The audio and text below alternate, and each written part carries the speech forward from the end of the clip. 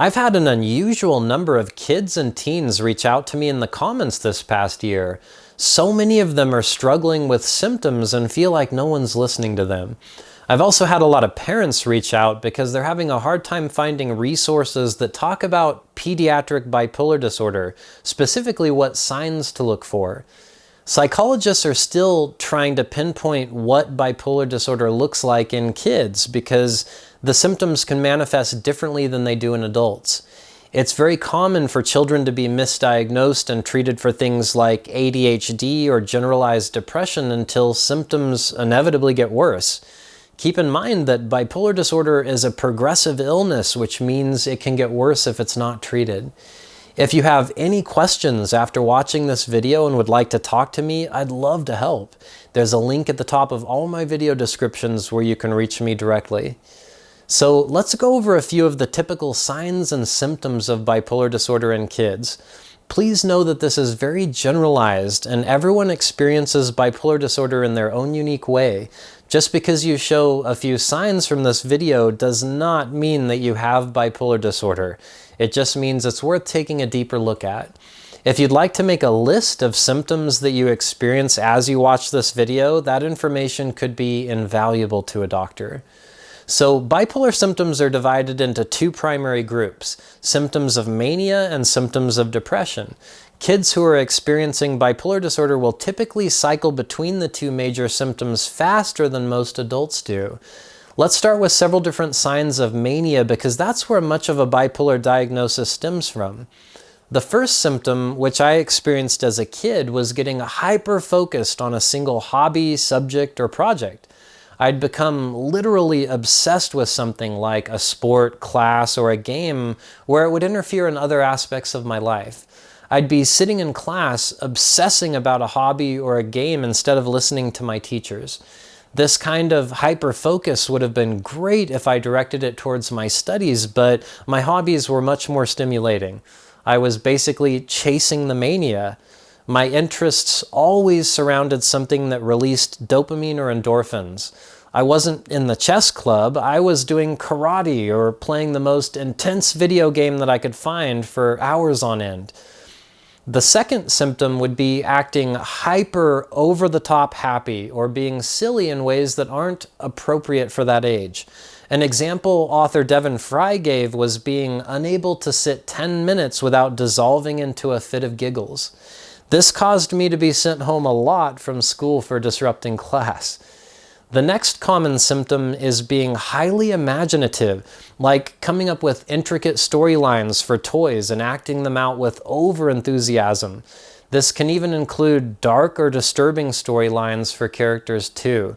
Many parents see this as just being a kid, but when it turns into obsessive play, really dark themes, or playing so enthusiastically that it disturbs others, it's worth paying attention to.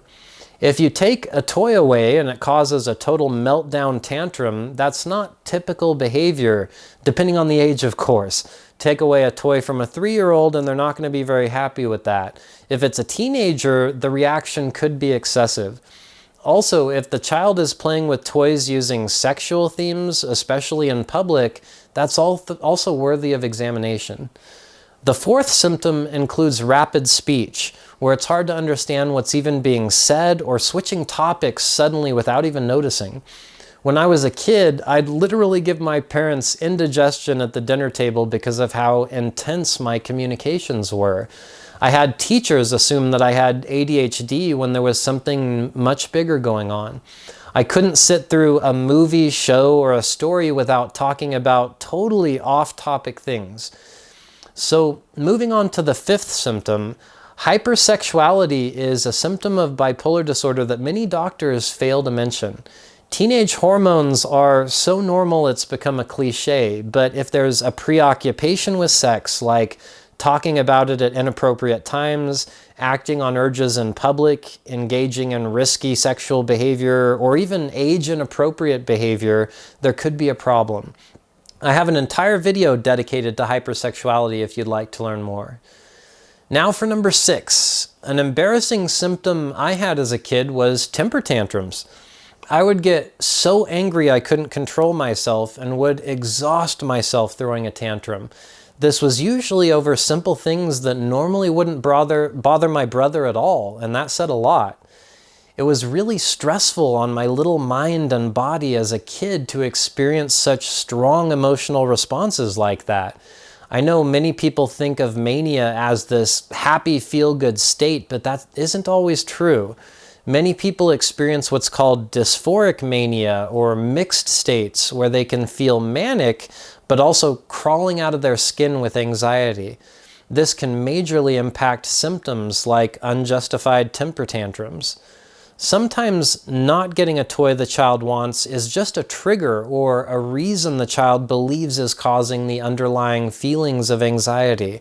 It might not have so much to do with the toy at all and more to do with the child being symptomatic at the time. I would also get extremely upset when a small problem or disappointment would arise, much more so than the typical kid. I remember breaking down into tears over a simple homework assignment.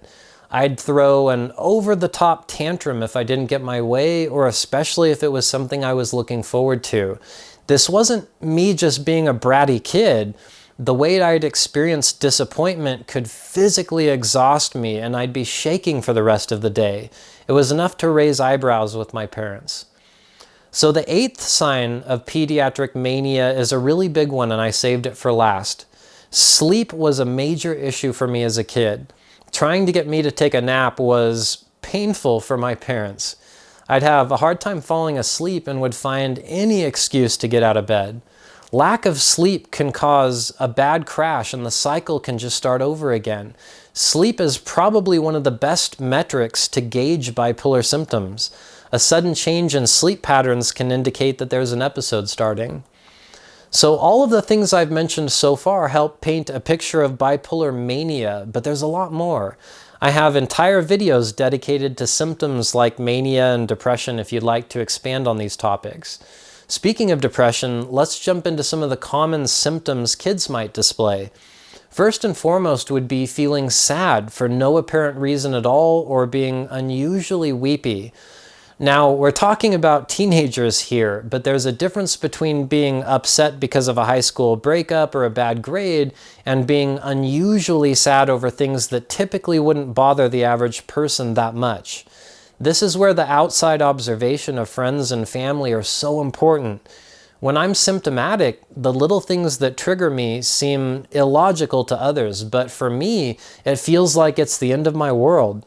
The feelings are so damn real, it's scary. It was easy for my parents to dismiss my reactions because they simply couldn't relate to them. Having my feelings dismissed when they were so real was devastating in ways.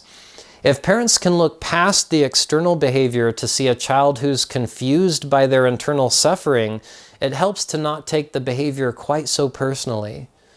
Moving on, the next sign of depression would be excessive sleep. If a teen is sleeping in till past noon on a weekend, even with something fun planned that day, something isn't right. Using a phone app or a journal to document sleep and mood patterns over time can be such valuable information. I can't stress that enough. The third sign of depression would be a sudden change in appetite. Extreme eating habits like eating too much or losing weight quickly from not eating enough are important signs to watch for with bipolar disorder. Some people turn to food as a comfort when they get depressed, causing them to gain weight. Others might lose interest in food holistically while depressed, so it's important to take note of any sudden change in weight or appetite. Moving on to number 4. It's amazing how much depression can manifest physically in people. Kids might complain of frequent headaches, stomach aches, or even miss school from the emotional stress of symptoms. Stomach ulcers at a young age can also be part of this. If your kid keeps getting sick while no one else in the family does, it's worth taking a closer look at that. Number 5 is a big one, and this would be a sudden loss of interest in activities that we usually love. I was very passionate about my hobbies and socializing when I was a kid. If I'd get depressed, I'd lose interest in all of that. I wouldn't want to go to karate class, or I'd cancel socializing with a best friend. This was very unusual for me, and my parents would always ask me what was wrong. It was hard for me to describe something I didn't understand myself, so my reasons often didn't make sense to my parents. I have an amazing video titled "What's Wrong with What's Wrong" if you'd like some tips on approaching someone when they're obviously suffering. The last symptom I want to talk about is a life and death thing. It doesn't get more serious than this. I've mentioned in other videos how 1 in 5 people with bipolar disorder take their own lives. I've lost several friends in high school because of suicide, and every single one of them appeared to be just fine externally. It was always a massive surprise when we'd lose someone. Sometimes parents forget how nasty it is to be in high school or elementary school. A big wake-up call for my parents was when I went on a walk with my mom one day and I kept saying things like, "I wish I wasn't born, I'm a bad person, people hate me, I'll never succeed at anything in life."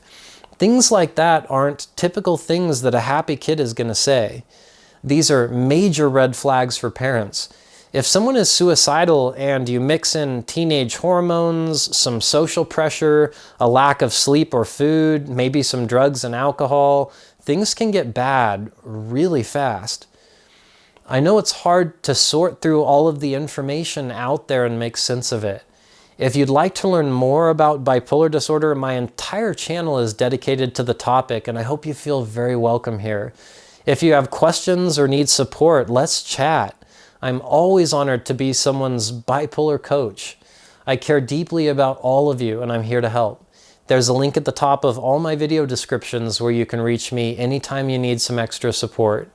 As I always say, stay well and stop by the channel again soon. Thank you so much for watching.